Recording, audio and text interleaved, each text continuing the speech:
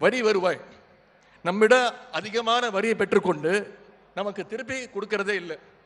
நாம ஒரு பைசா ஒன்றிய அரசுக்கு வரியா செலுத்தினா நமக்கு அவங்க திருப்பி தர்றது வெறும் 29 காசு.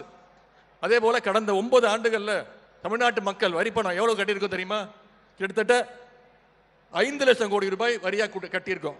ஆனா அவங்க நமக்கு திருப்பி கொடுத்தது வெறும் 2 லட்சம் கோடி தான். இப்படி செய்யறதால மாநில அரசு மக்களுக்கான திட்டங்களை செயல்படுத்துவதில் செய்ய முடியாத ஒரு சூழலை ஒன்றிய அரசு ஏற்படுத்துகிறது. சமீபத்தில் அதுக்கு சிறந்த உதாரணம் சமீபத்தில் அந்த மழை வெள்ளம், மிகப்பெரிய சேதாரம்.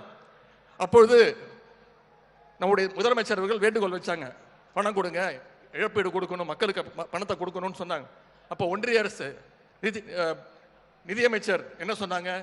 நாங்கள் என்ன ஏடிஎம் மிஷினா அப்படின்னு கேட்டாங்க. அதற்கு தான் நான் ஒரு வார்த்தை சொன்னேன், நாங்கள் என்ன உங்கள் அப்பா வீட்டு பணத்தை கேட்குறோமான்னு கேட்டேன். அதற்கு அந்த அம்மாவுக்கு பயங்கர கோபம். டெல்லியில் ஒரு பத்திரிகையாளர் சந்திப்பை வச்சு கிட்டத்தட்ட 1/2 மணி நேரம் எனக்கு பாடம் எடுத்தாங்க. உதயநிதிக்கு பாடம் எடுத்தாங்க. மரியாதையாக பேச கற்றுக்கோ அப்படின்னாங்க. நான் உடனே அடுத்த நாள் சொன்னேன், அம்மா நான் மரியாதையாகவே கேட்குறேன், மாண்புமிகு அமைச்சர் அவர்களே, நாங்கள் உங்கள் மாண்புமிகு அப்பா வீட்டு பணத்தை நான் கேட்கல அப்படின்னு. அவங்க கேட்ட மரியாதையை நான் கொடுத்துட்டேன். நம்ம கேட்ட நிதியை இது வரைக்கும் 1 பைசா கூட திருப்பி கொடுக்கல. அதே போல நம்முடைய கல்வி உரிமை, மொழி உரிமை, நிதி உரிமை, வேலை வாய்ப்பு உரிமை, அதிகார குறைப்பு, பண்பாட்டு ரீதியான தாக்குதல் நம்ம மீது மிகப்பெரிய அளவில் ஒன்றிய அரசு தாக்குதல் நடத்திக்கிட்டு இருக்கு. புதிய கல்விக் கொள்கைன்னு சொல்லி 5ஆம் வகுப்புக்கு பொதுத் தேர்வு கொண்டு வராங்க, 8ஆம் வகுப்புக்கு பொதுத் தேர்வு கொண்டு வராங்க. அது மட்டும் இல்லை, நீட் மிகப்பெரிய ஒரு உயர்கல்வி நோயாக மாறி இருக்கு. 11 குழந்தைங்க இறந்துருக்கிறாங்க. அனிதால ஆரம்பிச்சு சென்னை ஜெகதீசன் வரைக்கும் இது வரைக்கும் 11 குழந்தைங்க தற்கொலை பண்ணியிருக்கிறாங்க. இப்போ மருத்துவம் மட்டும் இல்லை, எல்லா பட்டப்படிகளுக்கும் நுழைவுத் தேர்வு என்ட்ரன்ஸ் எக்ஸாம் வரப்போகுதுன்னு சொல்றாங்க.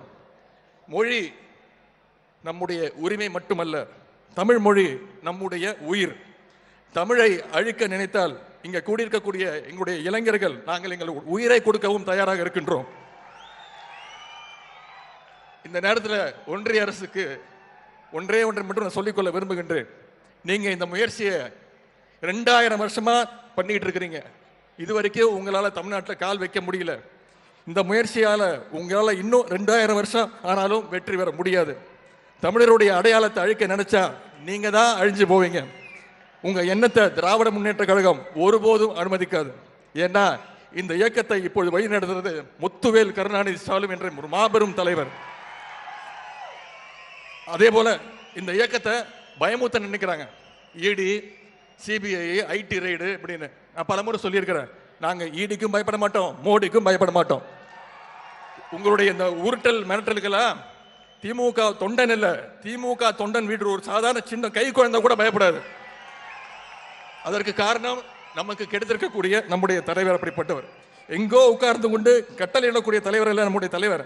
களத்தில் இறங்கி தொண்டர்களோடு தொண்டனாக கை கோர்த்து பணியாற்றிய கூடவர் தான் நம்முடைய தலைவர் அவர்கள். தந்தை பெரியார், பேரறிஞர் அண்ணா, முத்தமிழறிஞர் டாக்டர் கலைஞர் அவங்களுடைய மொத்த உருவமாக உட்கார்ந்திருக்கிறார் நம்முடைய தலைவர் அவர்கள்.